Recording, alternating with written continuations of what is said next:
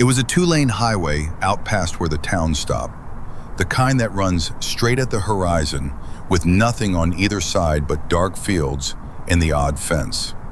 Late evening, the light almost gone, my headlights the only ones I'd seen in 20 minutes. I had maybe an hour left to drive. Out there, a person in trouble has no one but the next car, and I was the next car. I came up over a low rise, and there he was, in my high beams, on the right shoulder. A man, alone, both arms up over his head, waving them, big, frantic, crossing sweeps, the way you flag a plane, the way you flag someone who absolutely has to stop. My foot was off the gas before I thought anything at all. That's the part I keep coming back to. My body had already started helping him before my head asked a single question. And as I slowed, the questions started. He was lit up now, close, and he looked the part, distress all over him, stepping toward the lane, mouthing something, pointing back over his shoulder into the dark, like there was something behind him I needed to see. Out of gas, I thought. Broke down, hurt maybe. Every reason to stop lined up in a second. But pointing back over his shoulder, at what? There was nothing behind him, just the shoulder and the dark, running off flat to nowhere.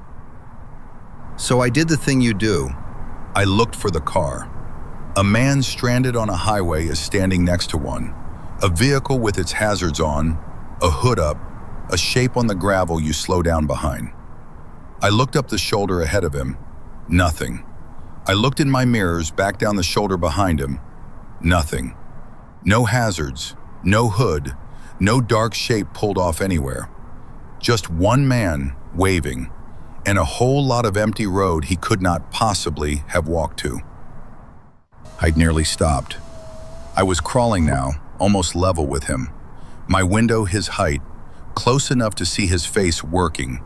The wince, the wave, the urgent little come here jerk of the hand. And I rolled the window down 2 inches and I said, "Where's your car?" Just that. Where's your car? And for 1 second, half a second, the wincing stopped. His face went flat and still in reading, the way a face goes when the script you fed it didn't come back. Then it switched on again, the distress, brighter than before. "Up ahead," he said, pointing forward now. "Just up ahead, please." But I'd already looked up ahead. My high beams threw light a long way down that flat road, and there was no car up ahead, and we both knew I could see that there wasn't. He'd pointed me at empty asphalt and asked me to believe in a car that I was, at that exact moment, looking straight through. And his hand was already coming off the point, reaching instead toward my door, toward the handle. Out here where a person in trouble is supposed to wave, he'd stopped waving at the road and started reaching for the car. I almost stopped anyway. The story in my head, he's stranded, he's scared, you don't leave a person out here, was so much louder than the one thing that didn't fit. There was no car attached to it. And a thought arrived very quietly, almost calm. He wasn't reaching for help. He didn't want rescue. He wanted the stop. And I saw what stopping was. Gravel under my tires. Park. The door open onto a dark shoulder. An hour from anywhere. No headlights but mine. Me, standing in the black, next to a man who had arranged for me to be standing exactly there. It wasn't the car he was missing. It was me outside of mine. His fingers touched my door. Not the handle yet. The door, the wet metal of it, a flat palm laid against the car like he was steadying it, like he was steadying me. And one thought went through me, cold and small and total. Is the lock down? Is the lock down? I couldn't remember. I couldn't look. And he leaned to the gap in the window, the distress gone out of his voice now, low and reasonable and patient. And he said it, the only thing he actually wanted. Just pull over. Pull over right here, it's fine. Just pull over. and his eyes kept leaving me, cutting past my face, down the road, back the way I'd come, again and again, checking the dark behind us for headlights, not hoping for them, watching the empty road the way you watch a door you don't want to open, making sure we were alone, and his palm was still on my door. So I drove. I put my foot down and pulled away from his hand, and the car lurched and his palm dragged off the metal, and I was back in my lane and back to speed with my heart going like a fist on a door. And in the mirror, I watched him. No chase, no shout, not one word at my taillights. He just turned, calm as anything, and faced back down the empty road I'd come from, arms already lifting, already waving at the dark, already waiting for the next one. I called it in at the next town off a highway patrol sign. The mile marker, the side, the man, no car. And the dispatcher's voice sharpened, fast, the second I said, no car. Had he touched my vehicle, had he gotten me to stop, which way was I headed? She didn't say it was nothing. She took it like something she'd taken before. Don't stop for a person on foot out there, she said. Not for any reason. Call it in and keep driving. I think about him on every empty road now, about how close I came, not to the danger exactly, but to the gravel, to park, to the door, to standing on a black shoulder beside a stranger because the story in my head was louder than the empty space where his car should have been. He didn't trick me with a costume or a weapon. He used the best thing about me. He put his hand on my door. So if you're ever out where the towns have stopped, and a man in your headlights throws up his hands and waves you down like the world is ending, before you touch the brake, find his car. The hazards, the hood, the dark shape on the gravel he came from. If it's there, call it in and keep driving. And if it's not, if it's just him and the empty road and that frantic, helpless come closer wave, I'm sorry, keep driving anyway. I still hate that I have to say that, but I'd rather you get home than be kind to the wrong man on a dark road. I'd stop to take a call.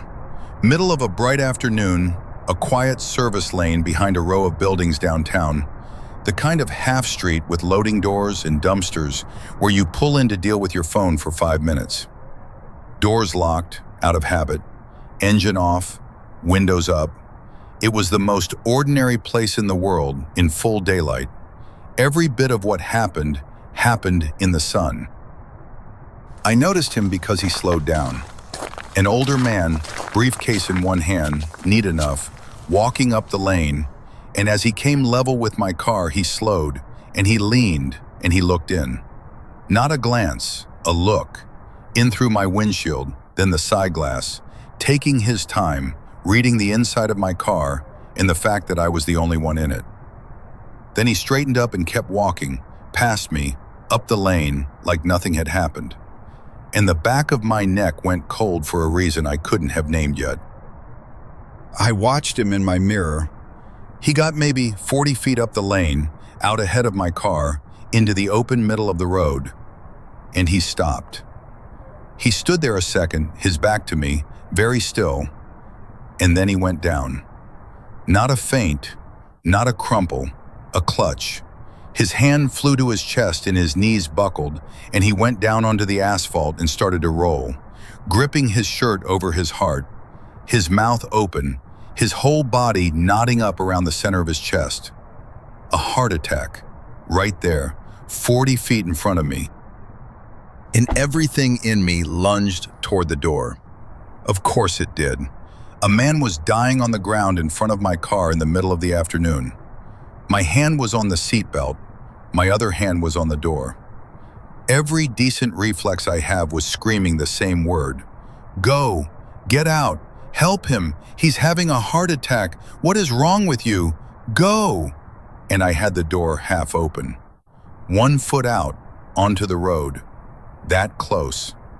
That's how close decent gets you. And then a small, cold thought cut clean across all of it. He looked in my car first. Before he fell, he stopped, and he leaned and he looked in my windows and counted me. One woman, alone. And then he walked out into the open and went down. In that order. The looking came first. He checked who was watching, and who was alone, and who would have to be the one to come, and only then did his heart give out. Hearts don't wait to be sure of their audience. So I did the thing that I will be grateful for the rest of my life. I pulled my foot back in, I shut the door, I locked it, and I called for an ambulance instead. If he was really dying, the ambulance was what he needed, not me, not my hands, not my body next to his on the asphalt. Help was help, whoever sent it. So I'd get it coming, from behind my glass, and I'd watch what his emergency did when it found out it wasn't going to get me out of the car. And his emergency did not like it. On the ground mid-writhe, his head turned toward me. He was supposed to be blind with pain, lost in it, and instead his eyes found my windshield and held there, checking why the door hadn't opened, checking why the woman who was supposed to come running was still sitting still behind the glass with a phone to her ear. Not the look of a man in pain. He looked at me the way you look at a door that was supposed to open and didn't. And staying in that car was the hardest thing. Every second he ride, the guilt was enormous. What if I'm wrong? What if he's really dying? What if a man dies 40 feet away because I got scared? That guilt was the whole point of it. He only needed me unable to live with the 1 in 100 chance he was real. But I stayed locked in. I told the dispatcher everything, loud, and I did not put one foot back onto that road. And the worst part is how close I came anyway, because there was no one. The lane was empty, no footsteps, no voices, just him on the ground and me behind the glass and 40 feet of asphalt between us. I am the closest person in the world to a dying man. Right now, present tense. My hand keeps going back to the door. There is no one else. If I don't go, no one goes. I am one breath from being the one out there on my knees beside him, when a single figure finally steps out of a loading door, far up the lane, and starts to run. He beat me to it by seconds. A big man, the kind who doesn't hesitate, down on his knees on the asphalt next to the dying man, hands out. Sir, you okay? Talk to me. In the spot I was about to be in, on the knees I was about to be on. Except it was the wrong body. Not the woman from the locked car, a 200-pound man with his hands already on him. And from 20 feet away, through my windshield, I watched the strangest thing I have ever seen a human body do. The heart attack switched off, not faded, not eased, switched like a light. 1 second he was knotted around his chest, gasping, dying. The next, the instant that man's hands landed on him, his face went smooth and flat and annoyed, and he batted the hands away. Don't touch me, snapped it, not a dying man's voice. The pain was just gone. He'd been at death's door for 90 seconds, and a stranger's hands on his shoulders cured him in one. And then he got up. Off the ground, briefcase back in his hand, brushing himself off. No stagger, no hand to the chest. No, I'm okay, just dizzy. He stood up like a man who dropped his keys, and he walked away, briskly, his back to all of us, up the lane, unhurried, getting smaller, and not one of us moved to stop him. What would we even have said? We just watched a man's back shrink up a bright service lane and turn the corner and be gone. The ambulance I'd called came up the lane a minute later. Lights, the whole thing, rolling into a bright afternoon for a patient who was, by then, 3 streets away and walking fine. The worker was still on his knees on the empty asphalt, staring at the corner the man went around. Nothing to treat, no one to chase. Just an empty patch of road where a man had died for 90 seconds, and a bright, ordinary day with a hole burned through the middle of it. But I keep going back to the looking. Before any of it, before the chest, before the road, he stopped at my window and he leaned in and he counted me. One woman, alone. The collapse was 40 feet in front of my car, aimed at the one person he just confirmed was by herself, behind glass, with a soft heart and a door she could open.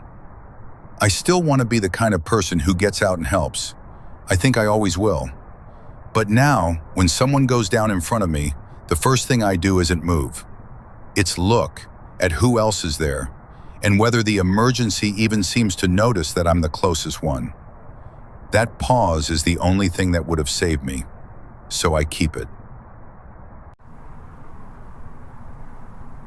It was a little after 2 in the morning, and I was driving home alone, the last stretch of a long night, that road you could do asleep.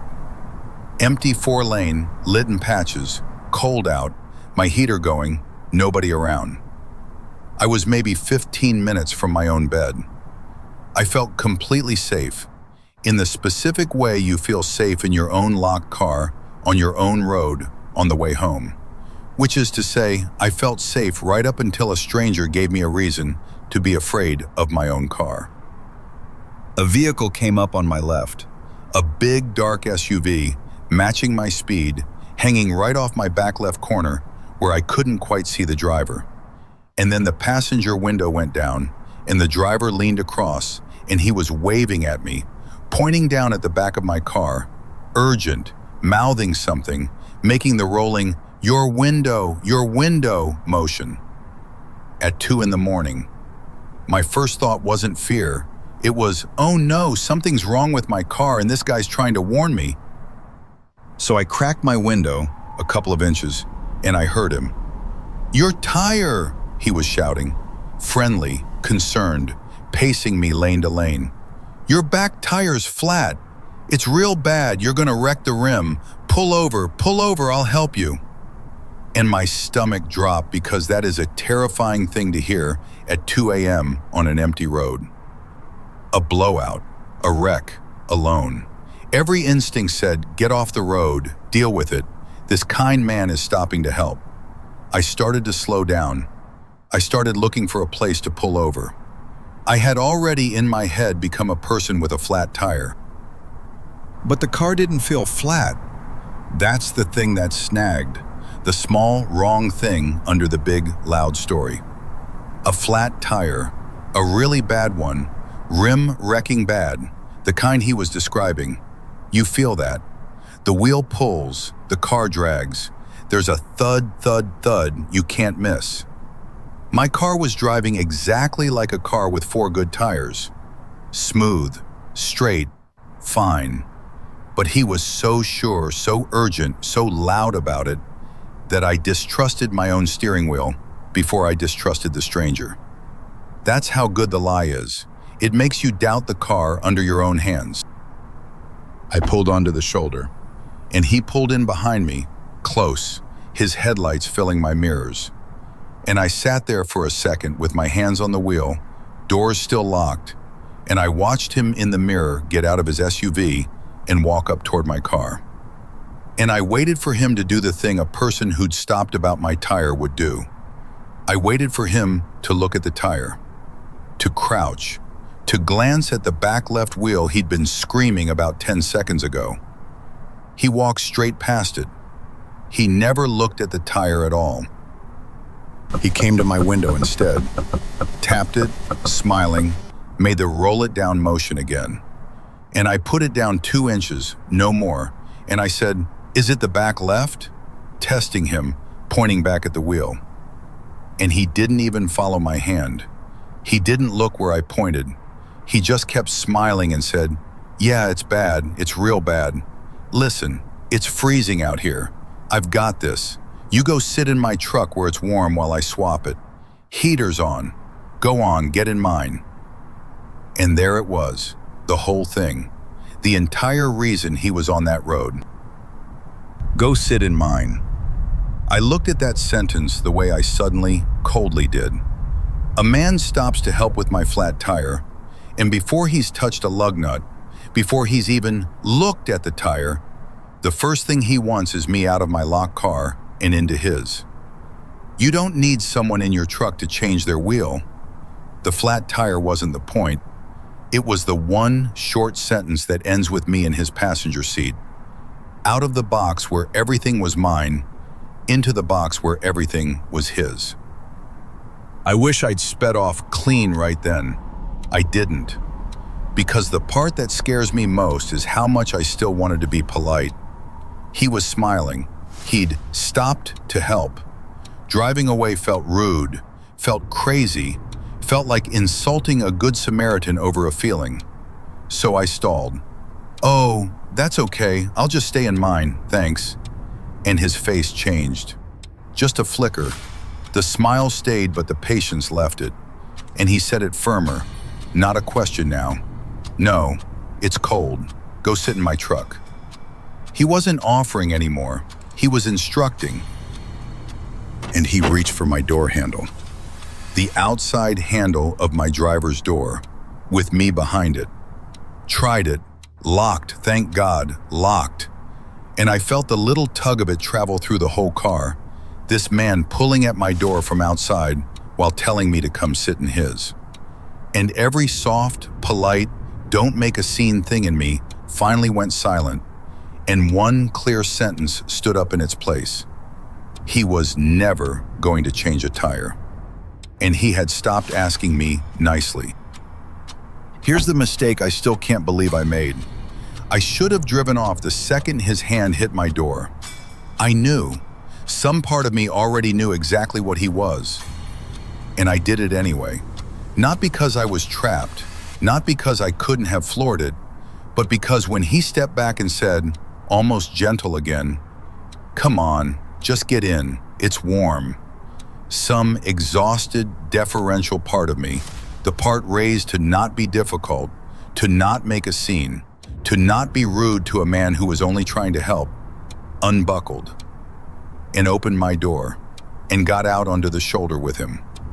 I got out of my car because saying no felt impolite. The cold hit me, and so did the wrongness, instantly standing on that gravel beside him. He was bigger up close.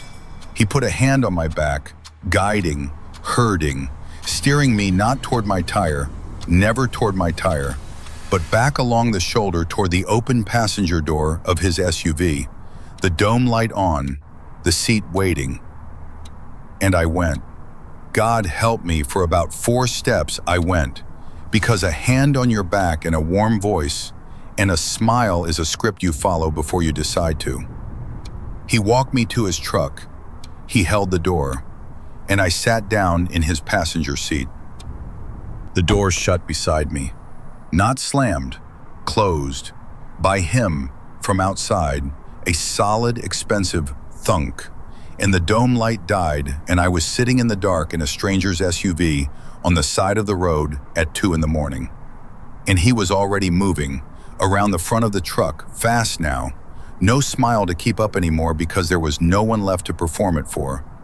Around to the driver's side, in. And I looked through the windshield at my own car, sitting there on the shoulder ahead of us. Headlights on, doors I'd locked, empty. The safe box, empty, 10 feet away, and me on the wrong side of the swap. He dropped it in the drive and pulled out. Not toward the road home. He swung us off the shoulder and away, the wrong direction, accelerating, and I heard the locks go down, that hard, central thunk, every door at once, the sound of a car becoming a room. And we went past my own car, my poor, empty car with its good 4 tires, left behind on the shoulder, getting small in the side mirror. He'd never so much as crouched by a wheel. And now I was just cargo in the dark, going the wrong way, at speed. I did not scream. Something cold and clear took over, the thing under the panic, and it was doing math. The doors were locked, but locks have a manual pull. We were accelerating, but we weren't fast yet. 30, maybe, climbing. He had both hands busy, the wheel, the road, getting us gone. And I understood, with a calm that frightens me to remember, that there was exactly one door out of this, and it was the actual door. Right now, while he was still building speed and couldn't both drive and stop me, before the 30 became 50 and the choice was gone. So I got ready without looking ready. I kept my face forward, my voice small. Okay, it's fine. While my left hand found the seatbelt buckle and pressed it, slow, catching the belt so it wouldn't zip back loud. My right hand found the door pull, the manual one, under the armrest. And I watched the road for the next pool of streetlight, the next stretch I could see, because if I was going to do this, I was going to do it where I could see the ground I was about to hit. He said something. I don't know what. I wasn't there anymore. I was already counting down to the handle. And I pulled it, and I shoved, and I threw myself out of a moving car. The door flew, the cold and the noise exploded in, and I went out and down and the road took me. Gravel and grass and a long, tearing roll I felt in my bones for weeks. But I was out, on the ground, off the road, scrambling up and running before I'd finished stopping, for the dark and the ditch and away from the asphalt. And his SUV did not stop. The brake lights flared once, a half-second hesitation, and then they didn't. He just kept going into the dark, the wrong way, with my empty car a mile behind us both. I got to a house. Lights, a door, people, a phone, all the things that mean you're alive. And later they checked my car, where it still sat on the shoulder. 4 good tires. Not low, not soft, not a nail in any of them. Nothing was ever wrong with my tire. I never found out why, and I've stopped reaching for it. Every answer is a door I'd rather keep shut. He was never caught, that I know of. A dark SUV, a man, an empty 4-lane at 2 in the morning is everyone and no one. But it isn't the why that wakes me. It's the politeness. Not the jump I'm proud of. The 4 steps, the unbuckling, how a hand on my back and a kind voice walked me out of the only safe place I had, and how close I came to doing all of it without one word of objection, because being helped felt like something I wasn't allowed to refuse. He didn't break into my car. He didn't have to. He just told me one of my tires was flat, and I opened the door myself. So if you're ever on an empty road late at night and a stranger paces you and points and shouts that something's wrong with your car, feel your own wheel first. Trust the car under your hands over the voice in the next lane. And if you pull over and the helper walks straight past the thing he came to help with, and the very first thing he wants is for you to leave your car and sit in his, then there is no flat tire, and there never was. There's only the swap, and it closes the second you sit down. Stay in your car, drive on your flat, wreck the rim. Whatever it costs is cheaper. Stay where you're safe, stranger, in the dark, on your own road. And let's never meet. 3 strangers in trouble. A man on an empty highway waving you down who had no car for miles. A man dying of a heart attack who got up and walked the second a stranger's hands touched him. And a man at 2 in the morning whose whole emergency was one sentence about your tire, built to move you out of your seat and into his. None of them attacked you. Every one of them asked you, nicely, to come closer. So before you close the tab, ask yourself the quiet question. Of those 3, the waving man with no car, the heart attack that switched off, the helper who walked you to his own front seat, which one would have gotten you out of your car? Be honest. Tell me in the comments. Subscribe so the next one reaches you before the stranger does. And the next time someone needs your help on a dark road, before you stop, before you step out, before you sit down, Ask what the emergency is for.